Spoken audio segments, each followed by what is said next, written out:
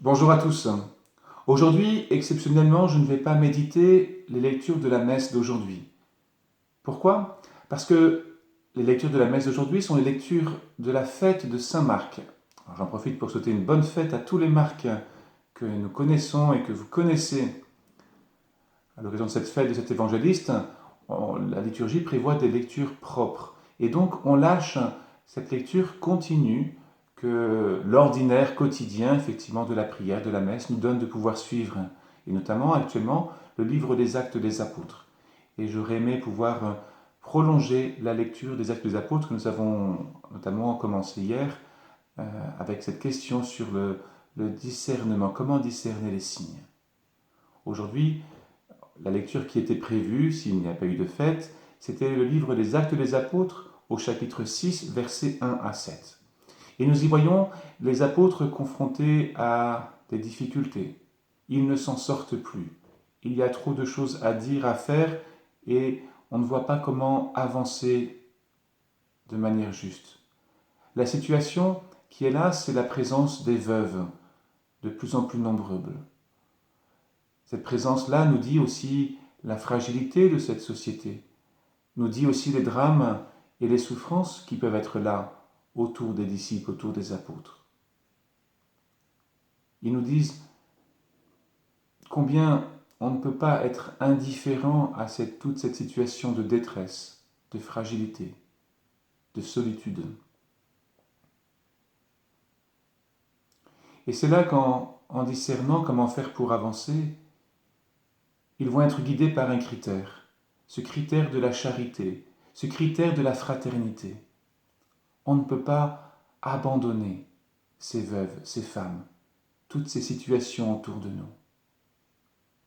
On ne peut pas non plus abandonner la prière, l'enracinement, ce cœur à cœur avec le Seigneur. On ne peut pas abandonner la parole de Dieu, c'est-à-dire la méditation de la parole, de l'enseignement des apôtres, l'enseignement aussi des pères de tous ceux qui nous ont précédés, mais aussi l'annonce de cette parole, la transmission de cette parole.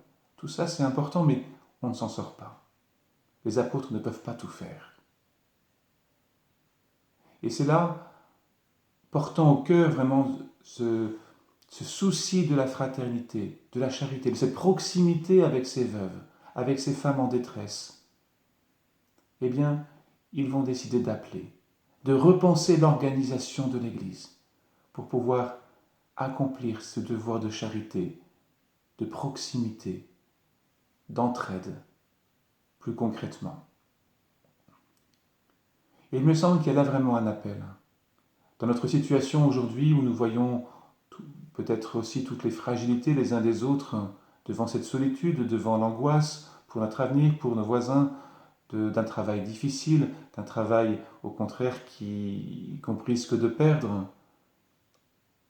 Cette proximité, elle est vitale, elle est vraiment essentielle. Elle est là, elle est ce qui permet de vérifier vraiment notre attachement au Seigneur, notre communion au Seigneur. Aimez-vous les uns les autres comme je vous ai aimé. C'est à l'amour que vous aurez les uns pour les autres que le monde saura que vous êtes mes disciples et que le monde saura que le Père m'a envoyé. J'étais touché hier quand j'ai commencé les bénédictions de voir combien finalement, à travers ces bénédictions, vous me parliez, vous me présentiez tel ou tel voisin. Vous me parliez de sa situation, de tout ce qui se joue là.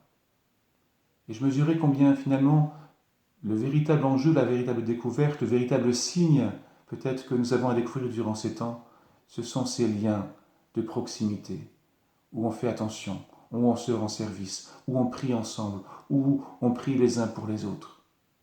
Et là, c'est tout le défi de ces petites fraternités de proximité, ces fraternités missionnaires que notre évêque veut développer dans notre diocèse. Cette nouvelle structuration de l'Église pour qu'elle soit fidèle à sa mission. Peut-être que cette crise nous fait prendre conscience de la place de ces fraternités, pour être au plus proche des besoins, pour être au plus proche des situations de détresse, pour être au plus proche aussi les uns des autres et se nourrir ensemble de la parole de Dieu.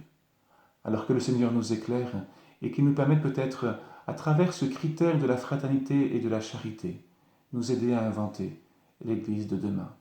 Toujours ancrée et fidèle à sa mission, mais peut-être de manière nouvelle, renouvelée, pour être fidèle à ceux qui lui sont confiés aujourd'hui, c'est-à-dire nos proches, nos voisins.